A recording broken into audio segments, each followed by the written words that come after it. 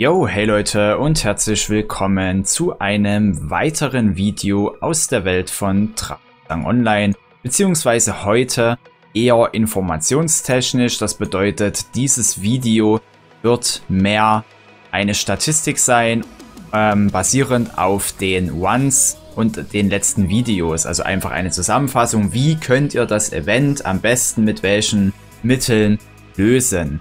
Und dazu gab es bisher schon ein Video, was auch heute rausgekommen ist. Und zwar war das Trabank Online Defeat the Undefeatable, der Loot Check. Und bei diesem Loot Check habe ich nachgeschaut, okay, Leute, was sind mir denn so für Items getroppt, ja? Und daraus habe ich dann eine Statistik gemacht. Ich habe mir jeden einzelnen Mode angeschaut, habe im Prinzip nachgeschaut, okay, ja, wie viele Ones waren denn mit Tragen, wie viele ohne in den Kisten, und das habe ich alles in eine Statistik gepackt. Jetzt nicht erschrecken, ich zeige euch erstmal die entstandene Sache in Gänze und dann gehen wir ganz ruhig Schritt für Schritt im Detail darauf ein. Ja, Excel ist momentan bei mir nicht mehr am Start, weil ich dafür keine Lizenz mehr habe, und ist aber auch nicht schlimm. Okay, OpenOffice ist nicht ganz so innovativ, LibreOffice ist auch nicht ganz so innovativ, also Microsoft macht da schon an der Stelle einen guten Job. Aber ich würde sagen, wir fangen erstmal da oben an. Wenn wir mal schauen, wir haben immer 3900 Fortschritt im Event, das bedeutet 3900 Fortschritt mal 8 ist 31.200, ja.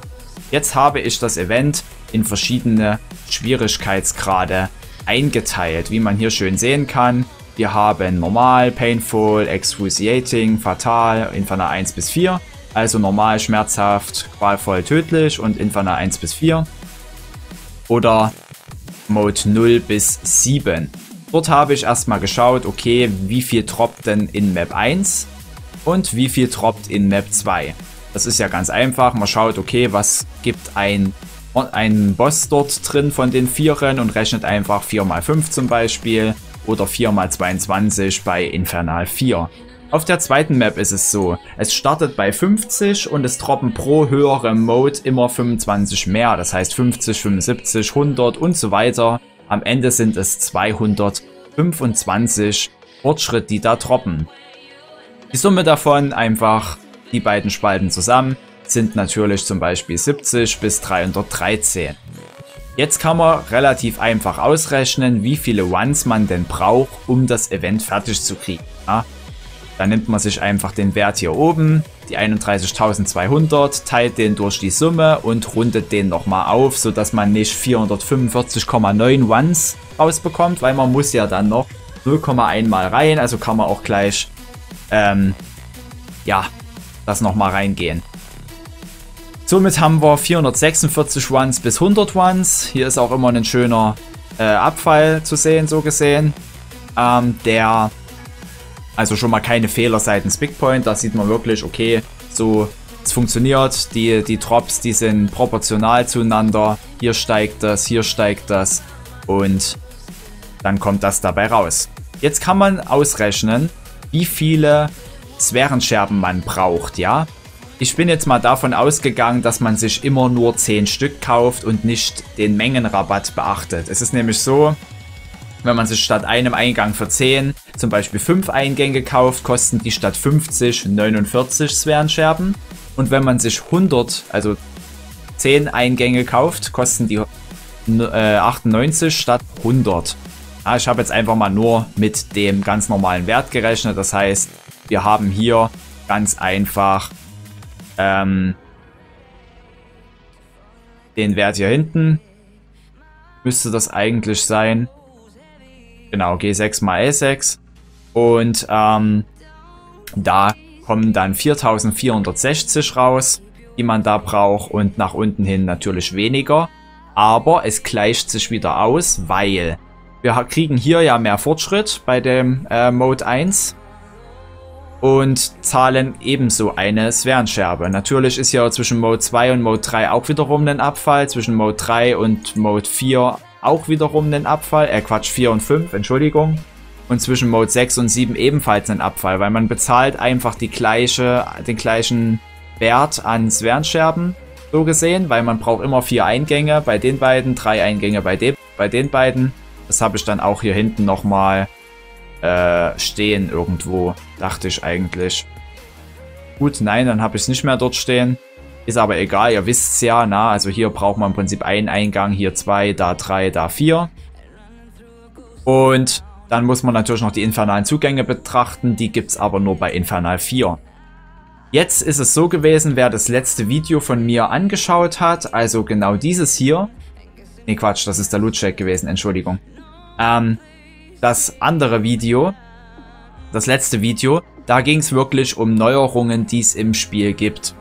Und dort habe ich auch gezeigt, dass ihr, wenn ihr den Boss auf Map 2 besiegt, in dem Dungeon danach immer eine Stelle habt in der Map, wo ihr nochmal einen weiteren Boss spawnen könnt. Und dieser Boss droppt euch dann nochmal Fortschritt. Das fängt bei 100 an und geht in 50er Schritten nach oben, sodass ihr bei Infernal 4 unglaubliche 450 Fortschritt kriegen könnt.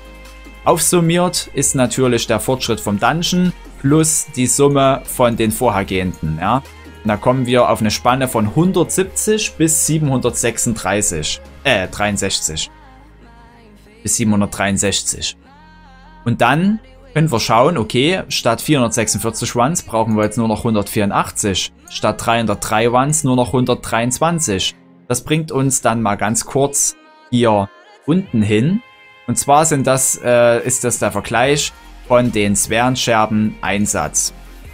Wir haben einmal oben mit Dungeon und unten ohne Dungeon. Das bedeutet, wir haben jetzt hier zum Beispiel bei Mode 7 4000 Sphärenscherben, die wir brauchen. Und hier oben bei Mode 7, wenn wir das Dungeon mitmachen, 1640. Ja?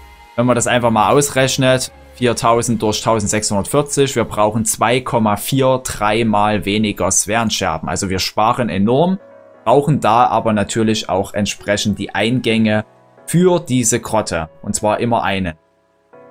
Und natürlich, in jedem Falle braucht ihr auch die infernalen Zugänge. Das sind hier in dem Fall 14.000. Und wenn wir hier mal schauen, 5.740, wenn ihr wiederum das Dungeon mitmacht. Und hier sieht man wieder, okay, Mathematik kann auch schön sein, beziehungsweise die Proportionalität hier ist wiederum erhalten. Und nein, ich bin eigentlich kein Mathe-Fan, aber hier auch wiederum 2,43 mal weniger infernale Zugänge brauchen wir. Genau. Weiterhin können wir sehen, dass ich hier schon mal ausgerechnet habe, wie viel Tragen möglich sind, wenn man nur den Fortschritt farmt. Und Fortschritt ist genau der nächste Punkt. Warum ist das hier rot markiert? Finishing Event is impossible. So, man muss sagen, ich wollte gerade Englisch weiterreden. Man muss sagen, dass man von Mode 0 bis 2 das Event nicht fertig kriegen kann. Weil im letzten Video hatte ich ja auch gezeigt, erst auf Fatal geht es dann weiter mit dem Fortschritt. Und ich bin mir nicht ganz sicher, es kann auch sein, dass ihr ab dem Infernal 1 Fortschritt, Infernal 1 gehen müsst, ab dem Infernal 2 Fortschritt, Infernal 2 gehen müsst. Also am besten, wenn ihr einen halbwegs guten Account habt, dann geht direkt Infernal 3 und macht den Rest dann mit Infernal 4. Oder bleibt einfach immer bei Infernal 4, wenn ihr wirklich das Maximum, vielleicht auch Rang 8 Items bekommen wollt. Genau, was haben wir hier unten noch? Hier unten sehen wir die Unterschiede zwischen den einzelnen Runs, um es dann schlussendlich fertig zu kriegen, das Event. Natürlich ist jetzt hier an der Stelle Mode 0 bis 2 herausgefiltert, wie man hier unschwer erkennen kann. Wir sehen, dass wir bei Mode 7 41 Runs brauchen mit dem Dungeon und 100 Runs ohne das Dungeon. Ähnlich auch bei Mode 4, 61 Runs mit dem Dungeon, 149 Runs ohne das Dungeon. Und wieder nähern wir uns hier immer den 2,43 an, ja. Ob es jetzt 2,41 sind und noch ein bisschen was aufwärts fehlt oder 2,44 und wir etwas nach unten gehen müssen. Es ist wiederum proportional, weil ja hier generell alles proportional ist. Ne? Wir haben hier zum Beispiel Zahlenreihen, ganz noch klassisches Beispiel. Wir haben 8 mehr. Und dann 12 mehr und dann wieder 8 mehr. Und hier kommen jetzt im Prinzip noch ein paar andere Sachen dazu. Gerade hier haben wir wiederum 8 mehr, von 60 zu 68. Hier halt wiederum 12 mehr. Ja, dann wieder 8 mehr, dann wieder 12 mehr wahrscheinlich in diesem Falle. So kann man sich die Zahlenreihe vorstellen. Ist eine relativ einfache Zahlenreihe. Die ist noch einfacher, weil die ist immer nur um 25er Schritte und geht dann weiter nach oben. Also hier 250, 275 wäre dann der nächste Schritt. Und genau, das wollte ich nur ganz kurz erwähnen.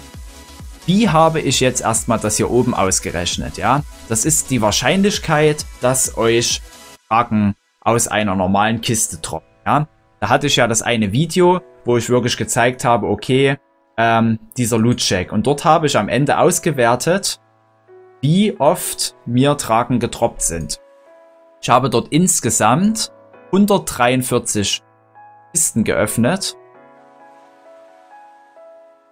Also 143 Kisten an sich gehabt. Und die Ones waren 50, ja. Wenn wir jetzt mal gucken, in diesen 134 normalen Kisten, davon waren 25 mit Drachen. Das bedeutet, wir rechnen 25 durch 134 und haben eine Chance, dass dort Drachen drin sind von 18,66%. Und bei 134 Kisten, die wir aufgemacht haben, ist dieser Wert recht gut. Er kann sich natürlich an 20 annähern oder an 15. Eins von beiden wird es, denke ich mal, sein. Es kann aber auch 17,5 sein. Was BigPoint im Hintergrund hinterlegt hat, kann ich schlicht und ergreifend nicht erahnen, es sei denn, man macht jetzt 1 Million Ones. Die goldene Kiste, das ist so eine Sache, dort habe ich 9 goldene Kisten gehabt und in 4 goldenen Kisten waren Drachen drin. Das bedeutet, man kann es jetzt nicht genau sagen, aber in diesem Fall sind es halt 44,44%. Und der Anteil an goldenen Kisten in allen Ones ist natürlich 9 von 143, also 9 von den normalen Kistenanzahl, das sind 134. Also 9 plus 134 sind 143, so gesehen, also 943. Sind wir bei 6,29%. Zusätzlich hier mal noch die Sachen für Lila, Legi und Unique. Also wie viele Glyphen man dort bekommt. Und damit konnte ich jetzt die Sachen hier ausrechnen. Das bedeutet, okay, ich habe jetzt hier die 3 können wir eigentlich mal rauslassen. Wir gucken jetzt mal bei zum Beispiel Infernal 1. Dort brauche ich 61 Ones, um fertig zu werden. Ich mache zweimal eine Truhe auf pro Runde, kriege also somit 122 Truhen. Jetzt ziehe ich hier die goldenen Truhen ab, weil ich in diesem ersten Moment erstmal nur die normalen Truhen aufmachen möchte. Ja? Da ziehe ich 8 goldene Truhen ab, die wahrscheinlich in diesen 122 drin waren. Und bin dann noch bei 114 normalen Truhen und da drin kriege ich in 21 Truhen, was im Prinzip die 18,66% von den 114 sind, kriege ich 25 Drachen, also rechne ich die 21 mal die 25 und bin dann hier bei Infernal 1 angelangt mit 525 Drachen, ja, nur mal so, dass dies gerechnet wurde, ja. Dann haben wir die Drachenkerne an sich. Da habe ich gesehen, okay, es können auf Mode 0 zwischen 0 und 1 droppen, auf Mode 1 zwischen 2 und 3 droppen. Deswegen hier einfach der Mittelwert von 0,5 und 2,5. Ansonsten hier gibt es keine Probleme, da droppen 4, 5, 6, 7, 8, 9. Die Glyphen an sich ist auch relativ witzig gewesen. Auf Mode 0 sind mir teilweise oder eigentlich fast immer mehr lila Items gedroppt, als zum Beispiel hier. Fand ich sehr komisch. Und wenn wir uns mal kurz die Formel anschauen, ist jetzt auch nichts wirklich Schwieriges. Und das jetzt einfach wie eine Art Lupe machen. Und da sehen wir hier oben die Formel. Wir haben im Prinzip 12 lila Items gedroppt. Also 12 mal den Glyphenwert hier, 5610. Plus, ja, ich bin davon ausgegangen, dass hier an der Stelle bei Infernal 1 0,4 Items Legi ungefähr droppen, also mal 14.960 und die Chancen in Unique zu droppen liegt so ungefähr bei 0,1, bin ich jetzt einfach mal davon ausgegangen, sodass dann hier entsprechend diese Werte rauskommen, wobei das jetzt in dem Fall nicht Infernal 1 war, sondern das war jetzt Mode 2. Infernal 1 oder so gucken wir gleich mal bei Infernal 4, da habe ich das dann höher angesetzt, da waren es 21 lila Items, dann ein höherer Wert, 3,5 Legi-Items pro One ungefähr. Und Unique, denke ich mal, sollte relativ gleich sein. Genau, das nur dazu. Wie gesagt, mir ist aufgefallen, auf Mode 0 sind mehr Legi-Items gedroppt als auf Mode 1. Und selbst Mode 2 hat es teilweise nicht geschafft, an Mode 0 ranzukommen. Und ich bin dort wirklich 2-3 Mal drin gewesen. Habe mir gedacht, okay, Big Point. Kann irgendwie nicht sein, weil hier droppen wirklich mehr blaue Items. War nicht so viele grüne, aber rein von den Legis her sind es trotzdem mehr. Genau. Das hier hinten ist dann, wie viele Glyphen man theoretisch machen könnte. Wenn man jetzt einfach mal M13, genau, im Prinzip mit dem Dungeon gerechnet, 41 Mal da reingeht, kann man halt 21 Millionen Glyphen machen. Also in dem ganzen Event kriegt ihr auch enorm viele Glyphen, wenn ihr das wirklich einschmelzt. Natürlich mit Gold hätte man das jetzt auch noch ausrechnen können, aber Gold haben ja die meisten genug. Ja, dann habe ich hier mal verschiedene, oder wir gucken erstmal hier noch das Diagramm an, Entschuldigung. Das Diagramm zeigt einfach nochmal den Unterschied, den krassen Unterschied, was das Dungeon ausmacht, hingegen zu einem normalen One, ja. Wenn wir da mal schauen, Mode 7, da haben wir hier mit Blau und Rot, das ist im Prinzip Map 1 Drop und Map 2 Drop und Gelb ist dann die Summe von beiden. Grün ist dann dieser Dungeon-Zuschlag, also was man im Dungeon kriegt als Event-Fortschritt. Und da kommen wir auf 763. Das bedeutet, wir haben 339% Anstieg zwischen 313 und 763. Merke ich auch gerade wieder. Ich hatte vorhin schon mal einen gravierenden Fehler. Das ändert aber nichts an der Sache. Ihr seht, dass hier die Werte alle gleich waren, deswegen lösche ich das jetzt. Und zwar natürlich muss man hier die 313 und die 763 berücksichtigen. Und da ist es so, wir kriegen 243%, also wiederum das 2,43-fache, ja, an Fortschritt. Ja, das können wir auch einfach nachschauen. Wir machen jetzt 313 mal 2,4377 und sind dann bei 763. Wer hätte es gedacht? Also, und das gilt überall. Egal in welchem Mode ihr reingeht, wenn ihr das Dungeon mitmacht, ihr bekommt das 2,43-fache an Fortschritt. Jetzt habe ich hier noch so Different Possible Intentions, also verschiedene unterschiedliche Entscheidungen oder je nachdem, was jemand möchte, Meinungen. Und da gucken wir jetzt einfach mal an. Hier will jemand das Event möglichst schnell fertig bekommen. Über schnell lässt sich streiten. Wenn euer Account jetzt nicht gut ist, würde ich von Infernal 4 abraten, ja. Aber wenn ihr einen guten Account habt und ihr wollt möglichst wenig Runs machen mit möglichst geringen Kosten, aber auch wunderbarem Loot, also einfach das optimale Preis-Leistungs-Verhältnis, dann würde ich euch Infernal 4 empfehlen. Die meisten tragen, ja.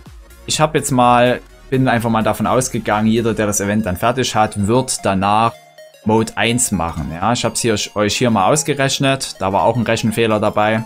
Ich habe das durch 2 Eingänge geteilt, obwohl es nur einen kostet. Und der zweite Fehler war, dass die Eingänge ja selber Sphärenscherben kosten. Somit gelöst, na, 10 Sphärenscherben, jetzt hier wieder kein Mengenrabatt mit eingerechnet. Klar würde man jetzt 1000 Sphärenscherben für einen anderen Preis bekommen, na, weil 10 solche Eingänge gibt es dann halt für 98 statt 100 Sphärenscherben, aber das ist, man spart da jetzt nicht so viel. Wenn wir mal schauen, 1000 Sphärenscherben sind 100 Ones, sind 200 Kisten, ziehen die goldenen Kisten ab, haben die normalen Kisten ausgerechnet, davon haben 35 Drachen drin, mal 25 sind wir bei 875. So geht das dann weiter und ist auch ein ziemlich schöner Anstieg. Wenn wir hier unten mal schauen, da habe ich die goldenen Kisten mit eingerechnet und zwar hier an der Stelle habe ich die ausgerechnet, auch die normalen, habe dann hier die Chance dafür, dass jeweils Drachen drin sind bei den normalen und bei den goldenen mit einberechnet und habe dann hier schlussendlich 875 zu 1175, 1750 zu 2300. Also man sieht, hier ist ein Anstieg von ungefähr 13,2%. Das fällt vor allem hier auf. Also es werden wohl am Ende auch 13,2% sein. Natürlich kann man immer von Rundungsfehlern ausgehen an irgendeiner Stelle. Gerade hier wird zum Beispiel gerundet. Ja, also hier, das ist eine sehr schöne Geschichte. Und was ihr hier aber noch bedenken müsst, wenn ihr die goldenen Kisten mitnehmt, ihr bekommt 2 Keys pro One. Braucht aber für die goldenen Kisten 10 Keys. Das heißt, ihr solltet erstmal, mein Tipp wäre, euch 20 Keys aufsparen. Bedeutet, ihr könnt wirklich erstmal, keine Ahnung, auf... Okay, ihr macht es ja dann eh auf Mode 1. Also wenn ihr das Event fertig habt, dann hebt euch einfach die Keys auf. Wobei es zwischendrin auch schon Verschwendung wäre, die Kisten nicht aufzumachen. Also so gesehen, hebt euch einfach 20 Keys auf. Dann könnt ihr auch wirklich für den seltenen Fall, aber ich hatte ihn ja auch einmal in den 50 Runs, 2 Kisten waren dort da, dass ihr dort 2 oder vielleicht sogar 3 Kisten aufmachen könnt. Ja, und dann steht ihr natürlich schlecht da, wenn ihr nur 2 Keys habt, braucht aber 20. Ja, also wenn ihr 20 habt, dann kriegt ihr 22 in dem One, könnt 2 normale Kisten aufmachen, habt immer noch die 20 übrig, um wirklich eine goldene Kiste öffnen zu können. Hier unten geht es noch weiter. Das habe ich jetzt vergessen. Also die meisten tragen, darauf bin ich eingegangen. Ihr wollt möglichst viele Sphärenscherben sparen und trotzdem das Event fertigstellen. Da würde ich auf Mode 3 gehen, also auf Fatal, ja. Wenn wir da mal schauen. Bei Fatal, das ist Mode schmerzhaft, qualvoll, tödlich, ist Mode 3. Ist diese hellgrüne Farbe hier. Da brauchen wir mit dem Dungeon 1480 Sphärenscherben. Ja, ihr könnt natürlich auch hier auf Mode 1 erstmal reingehen, aber ihr habt den Nachteil, ihr könnt das Event nicht fertig machen. Also ihr müsst eins der oberen 4 nehmen. Und Überraschung, Infernal 3, Mode 3, also Fatal, tödlich, braucht am wenigsten von den 3. Genau danach bin ich nämlich gegangen. Ich habe einfach geschaut, okay, wie viel brauchen wir denn hier jetzt bei Fatal? Und da sieht man, okay, hier sind es 180 mal. Und mit dem Dungeon sind es im Prinzip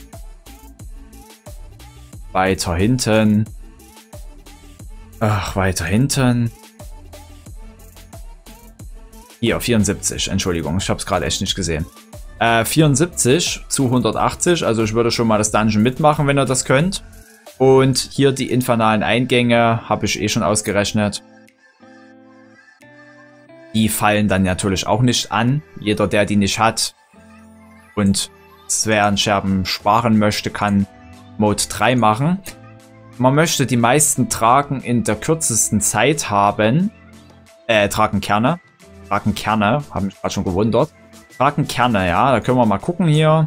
Da ist es ja so, man kriegt jetzt hier immer so ungerade Werte, ja, bei Mode 0 und Mode 1. Also es kann keiner droppen oder einer oder es droppen mal 2 oder mal 3. Also würde ich euch empfehlen, alles ab Mode 2 aufwärts zu machen, also ab qualvoll aufwärts. Ihr könnt das dann noch mit den Fragmenten gegenrechnen. Na, ihr könnt natürlich sagen, okay, hier brauche ich jetzt nur 2 Eingänge. Das bedeutet, ich kann 8 mal Tragenkerne kriegen, während ich hier 4 ausgebe und nur 9 kriege. Ja, das kann man alles in ein Verhältnis setzen. So gesehen könnt ihr mit den 4 Stück hier 2-mal rein, habt aber auch nur 8. So habt ihr hier 9. Ja, da könnt ihr auch gleich hier mit 3 reingehen. Also da kann man noch ein bisschen rumspielen. Aber auf jeden Fall steht schon mal fest, die oberen hier sind zu verwenden oder machen Sinn. Die meisten Glyphen würde ich Infernal 4 machen. Allein schon dahingehend, dass ihr dort auch Rang 8 Items bekommen könnt, die für euch wiederum von Wert sein können. Und selbst wenn ihr zum Beispiel irgendwas nicht habt, gut, bei Sphärenscherben führt kein Weg dran vorbei, aber infernale Zugänge hat jetzt nicht jeder mal 5000 oder 14.000 auf dem Konto. Deswegen macht dann einfach Infernal 3, ja. Da kriegt ihr immer noch fast die gleichen Glyphen. Und das passt schon. Wenn ihr viele Glyphen wollt und trotzdem eure Sphärenscherben sparen wollt, dann müssen wir einfach mal wieder gucken, was wir denn hier so an Sachen gebraucht haben. 1840 bei, 1590 bei Infernal 2, ja. Und was war der nächste Schritt? Viele Glyphen, ja. Da bin ich einfach danach gegangen, okay. Hier habe ich bei Mode Bei Mode 3 und Mode 4, also bei Tödlich und Infernal 1, habe ich irgendwie nur 10 Millionen bekommen. Aber ich muss auch dazu sagen, das sind jetzt meistens nur 1 oder 2 Ones, die da in die Statistik einfließen. Also vertraut diesen Glyphen-Statistiken nicht. Auch die Berechnung ist eine eigen nachgedachte Formel, dass man da sagt, okay, ja, wie könnte das denn ablaufen? Wie oft droppt da ungefähr was? Ich bin einfach davon ausgegangen, keine Ahnung, hier oben droppen zum Beispiel 0,2. Lila Items 0,4, 0,8, ja, 1,6, 2, 2,5, 3, 3,5, ja, also erstmal immer das Doppelte und dann in 0,5er Schritten. Hinten das Unique ist immer gleich geblieben und die Anzahl der Außergewöhnlichen ist dann natürlich noch mit reingeflossen. Also vertraut da nicht zu sehr drauf, aber ihr seht, hier waren es schon mal bei Infernal 2 17 Millionen. Das sind 7 Millionen mehr und nur 4 Millionen ungefähr weniger als bei Infernal 2, 3 und 4. Somit ist Infernal 2 eine gute Sache, um da wirklich viele Glyphen zu bekommen beim Speichern oder Aufheben, beim Nicht-Verschwenden von Sphärenscherben. Genau. Und damit würde ich mich an der Stelle recht herzlich von euch verabschieden mit dieser Kalkulation und verbleibe natürlich so gesehen auf jeden Fall wird dann auf dem Testserver, wenn dann so ein, wenn halt das bezwingbaren Event online ist, da werden viele Videos dazu erscheinen. Und damit sage ich schon mal ciao. Ihr könnt gerne in die Kommentare schreiben, was ihr von der Kalkulation haltet. Ob es an bestimmten Stellen missverständlich war oder ob vielleicht dennoch Fehler drin sind. Aber so eine Kalkulation, das ist natürlich immer, Wahrscheinlichkeiten an sich sind schon ein Thema. Das muss nicht so sein, ne? Aber klar, umso höher die Anzahl wird, umso mehr Versuche man macht, umso mehr Daten man hat, umso eher stimmen die dann auch am Ende. Und damit verabschiede ich mich ganz recht herzlich von euch und verbleibe bis dahin. Haut rein, euer Zardas.